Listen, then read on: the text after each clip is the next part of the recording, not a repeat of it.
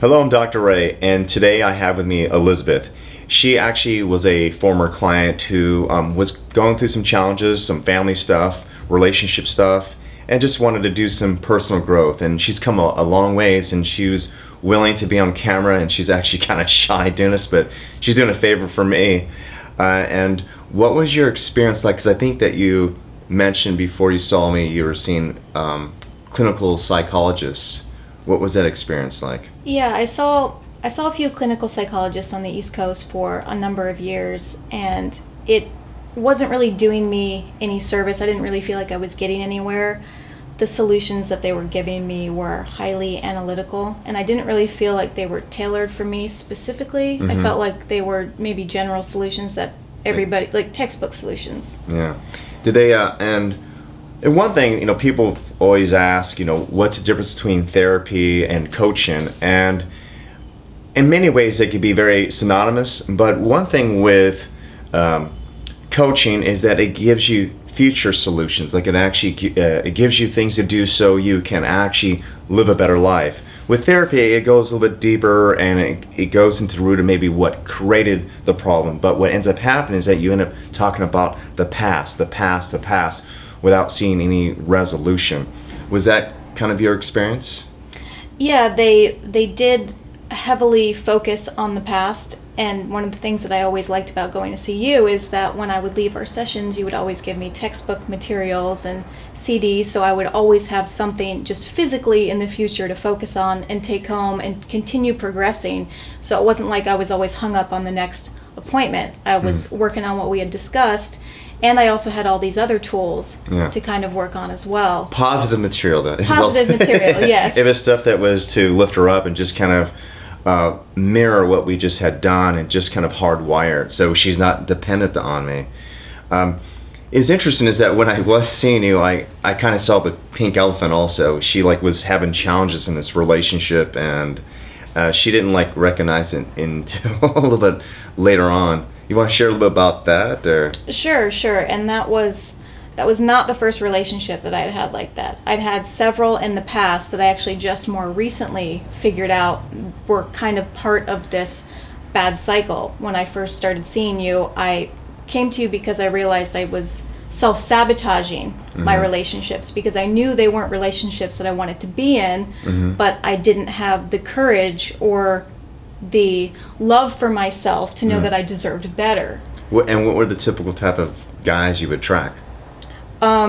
Pretty masculine guys, pretty selfish guys, and when I say masculine, I mean physically masculine about how they projected themselves to other people, not as in masculine energy. How were they with you though in an intimate relationship? Were they masculine or maybe more feminine? Would they pull back? Would they be afraid? I mean, who would because I think that you would also lead the relationships, right?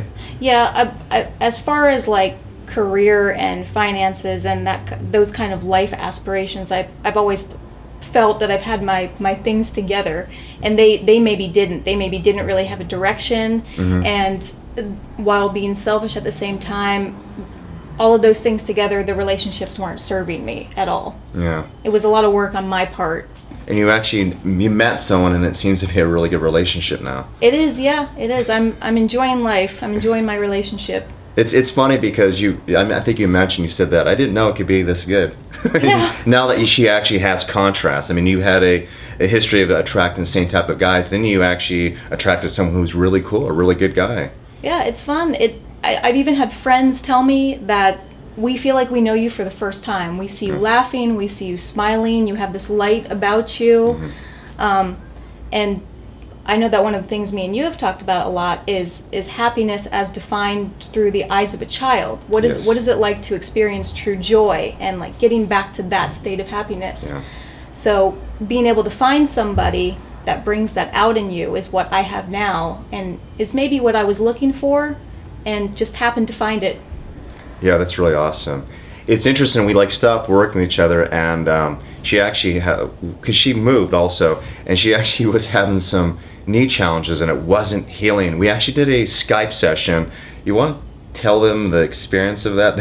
It actually blew me away too. Sure.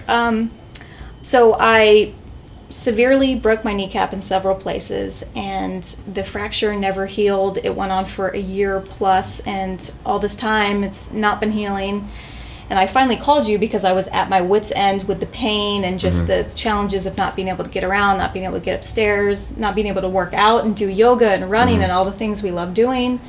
So one of the things that you really reiterated for me was, here I am feeling sorry for myself and, you know, just wallowing in my own sympathy. And you said the simplest thing. You said, how much pain do you have to go through to realize all the love that you have around you?